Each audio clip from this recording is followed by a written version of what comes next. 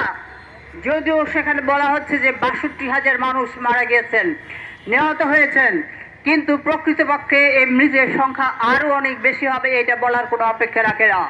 ১ লক্ষ ছাড়িয়ে গেছে মৃতের সংখ্যা, এটা খুব নিশ্চিত করে বলা হয়।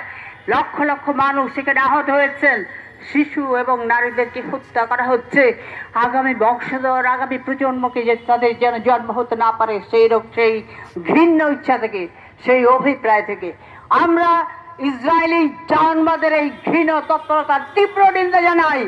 ইতিপূর্বে আমরা এই সংহতি ফিলিস্তিন সংহতি কমিটির পক্ষ থেকে আমরা বক্তব্য রেখেছি। আমরা পরিষ্কার করে বলতে চাই, আজকে যে যুদ্ধ, আজকে যে মোল্লারা যেভাবে বলতে চায় এটা হচ্ছে মুসলমানদের বিরুদ্ধে ইহুদিদের যুদ্ধ, ইহুদিদের বিরুদ্ধে মুসলমানদের যুদ্ধ, ইহুদি এবং মুসলমানের যুদ্ধ, এটা খুব পরিষ্কার করে বলতে হবে।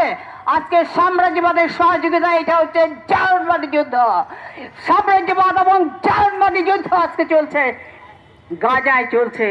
আপনারা সর্বশেষ বর্বরতার নিদর্শন হিসেবে দেখেছেন গত ৮ তারিখে তারা কি সিদ্ধান্ত নিয়েছে, তাদের সংসদে তারা সিদ্ধান্ত নিয়েছে।